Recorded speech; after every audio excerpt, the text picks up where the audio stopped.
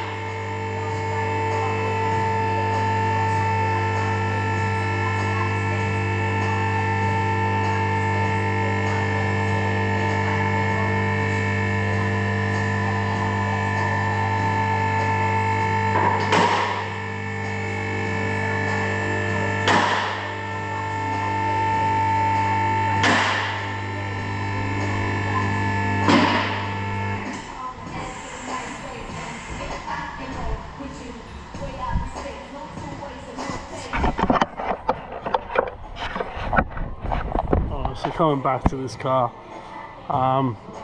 you can just see why I chose the other one. Honestly, I looked underneath this and saw everything pretty corroded, rusted, so I figured all of the nuts, everything would be a pain to take off. We might be able to salvage some of this stuff for the red one for future, whether I pull these actual control arms out and put new bushes and wait for that. But right now I'm just going to undo these two nuts and bolts, take this cover off. There'll be another two on this side of the strap, or the strap will just be linked in. They're linked in. But what we'll do is we'll drain the fuel tank. Fortunately enough, they actually put a little plug on these ones, but yeah, I'll sort that out in a minute. As a general though, like, the car wasn't too bad. There's no real bad damage besides this rail here. This one here isn't that bad. Seals aren't too bad, but yeah, the body was just a bit too rusty for me, and paint work isn't my specialty, so you know, trying to pick one without rust, so at least we can sand it back and try DIY it. So this is the automatic gearbox that's been put in here. We've just swapped it all out, and yeah, that's pretty much it. I do know, you know, there's certain little things, CVs, general maintenance stuff that has not been done. I don't know what else I can really show you besides that. As far as the manual, most things are the same. Under here, obviously not having the shifter linkage that goes up there, goes behind the subframe. I've just got manual linkages, which are on cables, so that wasn't too bad to change really. Hopefully today we can get the fuel tank swapped out at least, and fingers crossed, figure out why the spark issue. I've taken the coil out of this one, which I knew that worked, so hopefully I'll put that in, splice that wire, put this fuel tank in, and reality is it should just turn key and start. I'm sure there'll be something that will fight us, but yeah, see how it goes.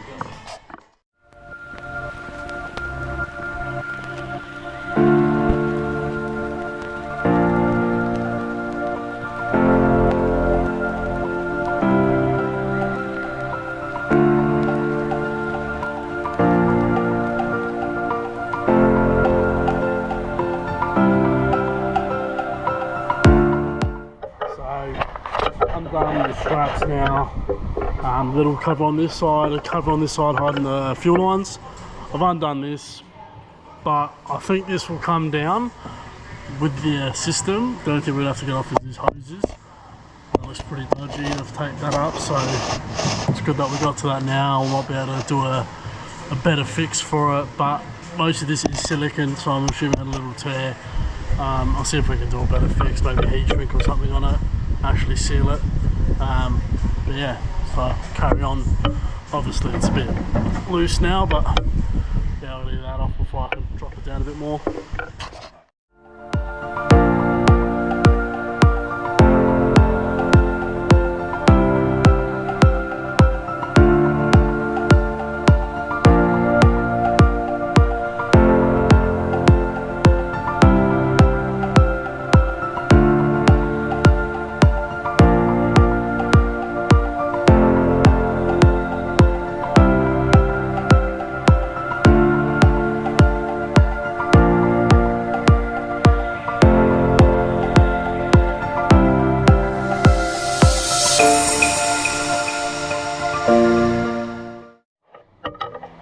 Just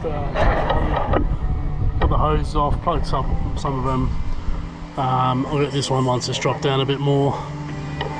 We've taken out the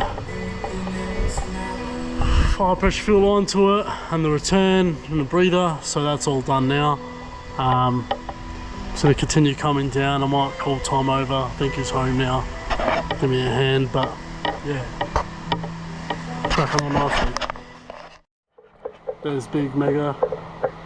I was struggling to hold that fuel tank up, so Mega gave me a hand, and yeah, we've got it out. Two simple little plugs. Fair in-depth sort of design, I guess, for the time, having a bit of vacuum and breathers and stuff like that. Got it all off. This is going to be a problem. This is all split and taped up prior, so I have to sort that out. This car can get off now. We'll bring the red one in and do the same thing, and splice those wires.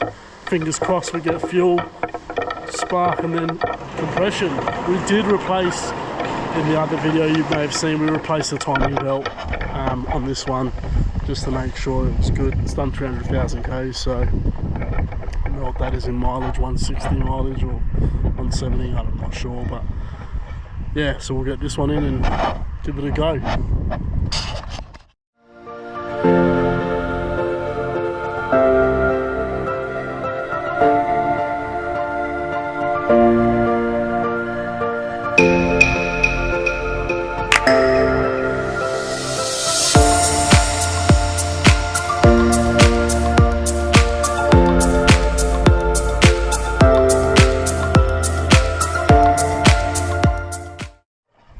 So this is a red car underneath. It's a bit dirty, but it is a lot better. That doesn't look as fucked or bad. The only thing we did notice, the reason we got no brakes is it's the piston for the brake pads bolted up. That's why. This one's clamped on the heat shield or the dust cover. That's good. Yeah, so I'll do the same thing. I'll unbolt this, take the 3 lines off here, take this cover off, and yeah, just 6 lines at the front here, and then we should be good. Let's go.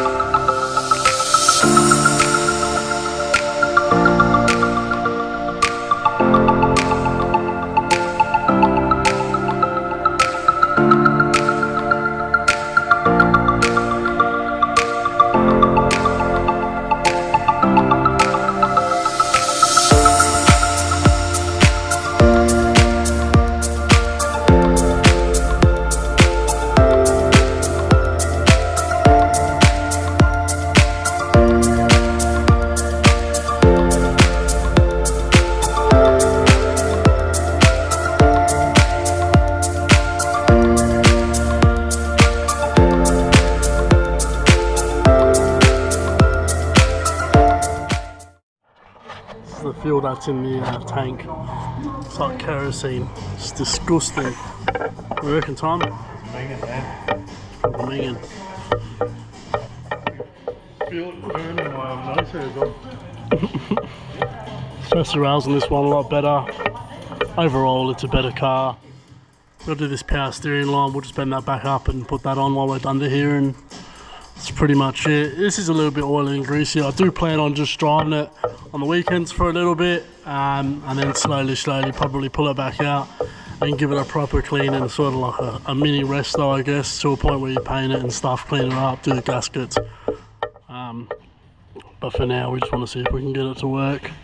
While it's on here, we will be putting this shaft on for the rear wheel steering. We just got to get it as straight as possible on the front end and the rear end, so, and then we'll sort that out, take it to a wheel liner. But yeah, continue on dropping the tank. So we've swapped the filler neck to the red one, which is good, no more rip. These will be alright, we'll just chop them back and then plug them in. Overall, this tank doesn't look too bad. The other tank was alright, but as I said, fuel pump, when we drained out the fluid, we found a lot of rust on the plug, so I'm assuming this pump rusted up. That's why it didn't give any fluid out, but we'll take some lines off and keep them as spares, and then yeah, we'll just slam this back together. Getting closer every minute, which is good. I'm keen to see if it turns on, but then we'll swap the calipers over and stuff like that. If anyone's in SA, I will be putting up the gold one for like 1,500 or 1,000 bucks as a rec, and they can, you know, utilize the boot, the rear garnish, whatever they need from it. You know, it's got good doors on it, it's got good fuel flap lights, front lights. Engine has another head that I'm probably going to sell with it, so you could probably get a running car out of that by putting the good head on the one that's got strip time belt, and then plugging in the trans and a project for someone else, I guess. But yeah.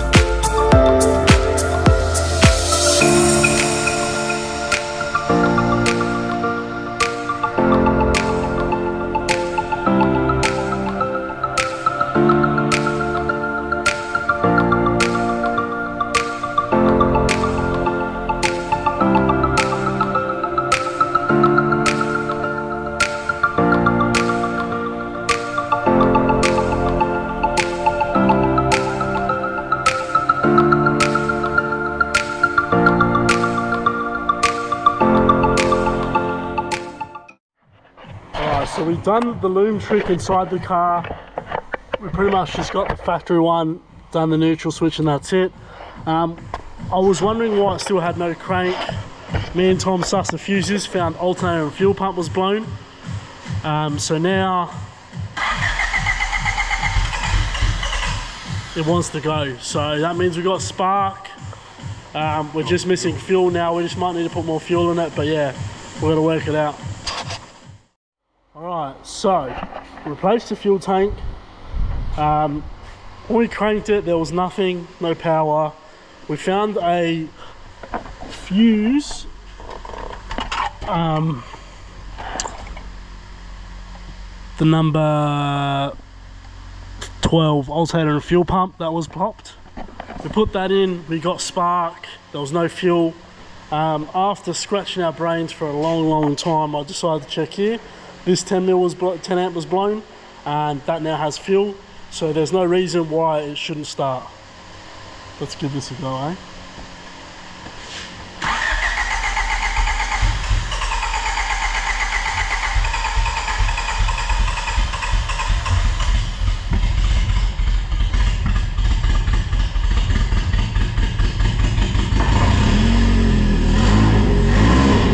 This is the first time the motor runs as a manual swapped car.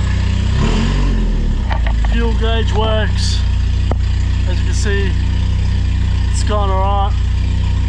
Woohoo! Oh boy!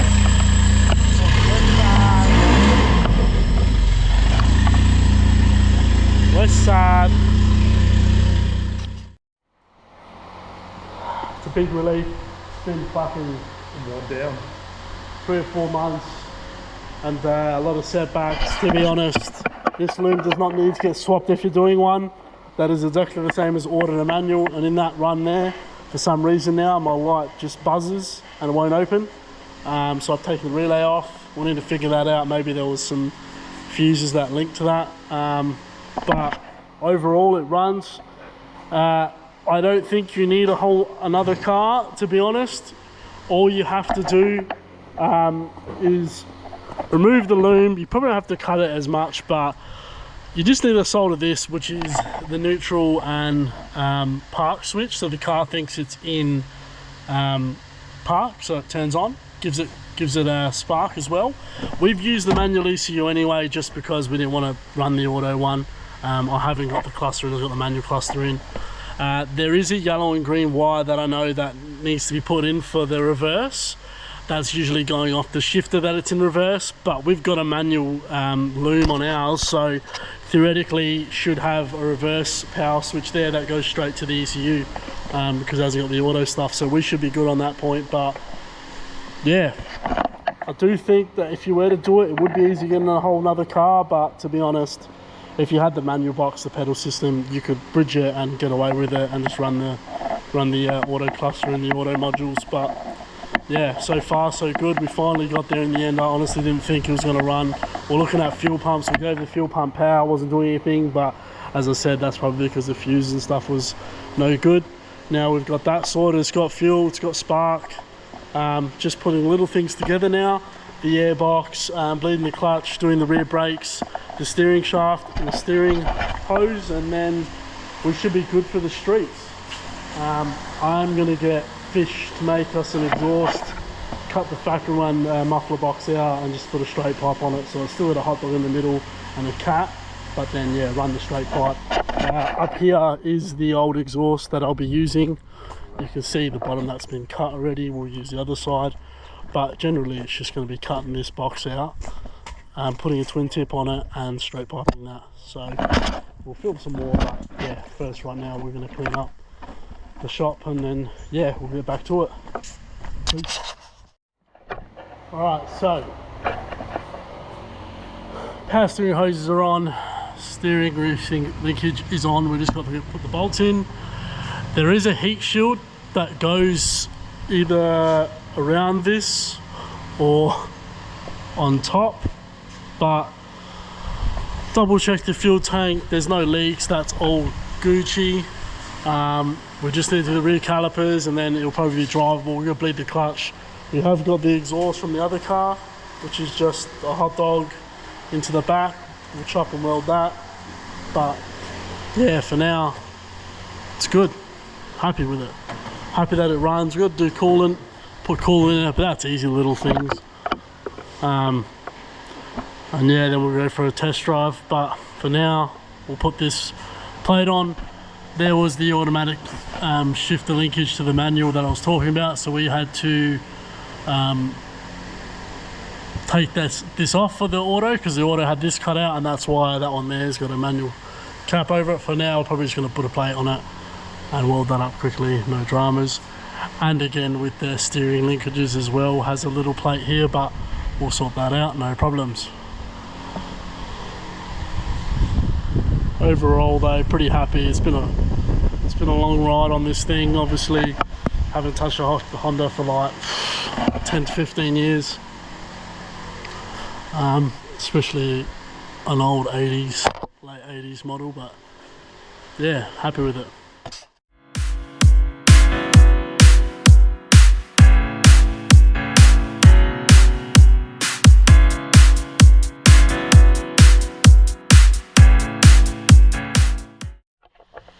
Exhaust is on now. We're going to film it, but to be honest, we've already removed it before and there's no point. Put the heat shield on, steering shaft bolt. So realistically under here, all that's left is replacing these rear calipers with the wreck and doing your coolant, your clutch bleed, brake fluid, probably oil and filter as well, and then probably change the gearbox oil because of there. There is a couple little things, as I said, CV shafts, bottom ball joint that I will need to replace later on, but for now this is pretty much it. This is a moving, rolling car now, and yeah, pretty stoked. It's been a long journey. Yeah, thank you.